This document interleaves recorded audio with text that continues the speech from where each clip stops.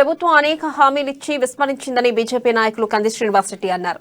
Adilabad rural మండలం పరిధిలోని చిచ్చిదరి ఖానాపూర్ గ్రామాన్ని సందర్శించారు. ఆదివాసీ గిరిజనులు గుస్సాడి కళాకారులు కేఎస్ఆర్ కు అపూర్వ స్వాగతం పలికి సాదరంగా ఆహ్వానించారు. సాంప్రదాయ నృత్యాలతో ఆకట్టుకున్నారు. చిన్నారులను ఆప్యాయంగా పలకరించి వారితో కరచలనం చేశారు.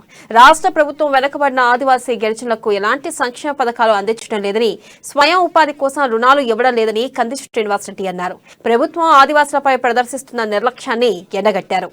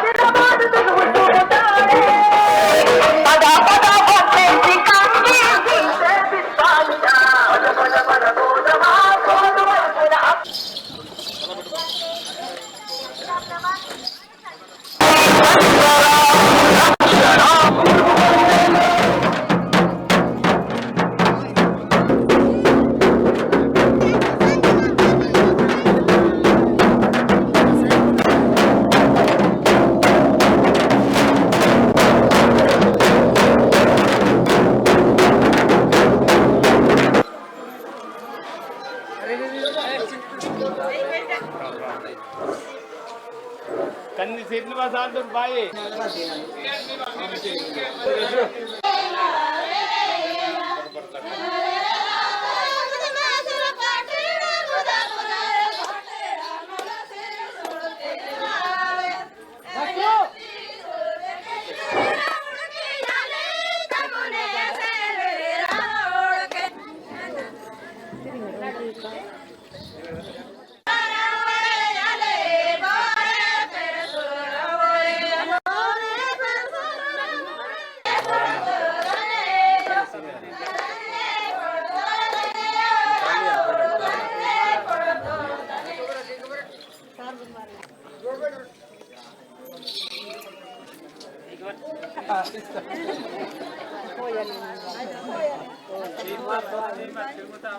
పువ్వు గుర్తు పెద్దలు.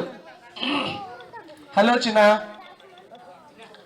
పువ్వు గుర్తు పెద్దలు బీజేపీ పెద్దలు నన్ను అమెరికా నుంచి పిలిచి ఆదిలాబాద్లో ఆదివాసీలు బాగా వెనకబడి ఉన్నారు, బ్యాక్వర్డ్ ఉన్నారు. ఆ తర్వాత ఆదిలాబాద్లో ఎస్సీ బిడ్డలు, ఎస్టీ బిడ్డలు, బీసీ బిడ్డలు బాగా వెనకబడి ఉన్నారు. వాళ్ళ కోసం సేవ చేసేందుకు బీజేపీ పార్టీని ఇట్లాంటి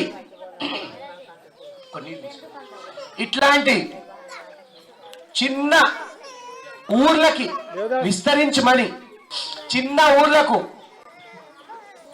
బీజేపీ పార్టీని తీసుకుపోమని నన్ను నరేంద్ర మోడీ గారి బీజేపీ పార్టీ అధిష్టానం ఢిల్లీ పెద్దలు నన్ను అమెరికా నుంచి ఇండియాకి రప్పించారు.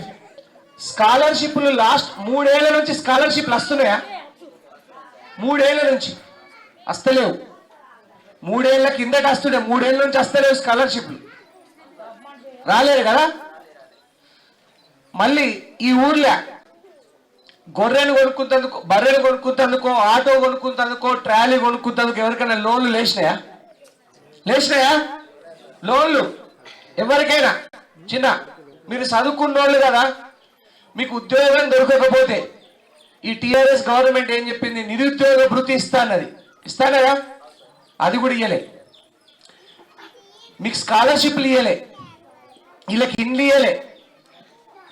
ఎంతమందికి రేషన్ కార్డులు కాబడుతుంది? రేషన్ కార్డు అంటే తెలుసా? ఎంతమందికి కాబడుతుంది? ఎంతమందికి లేవు రేషన్ కార్డులు? కొత్తగా లగ్గమైన వాళ్ళకి ఎవరికి రేషన్ కార్డులు రాలే కదా. లగ్గమై ఆరవడ్డోళ్ళకు రాలే. మరి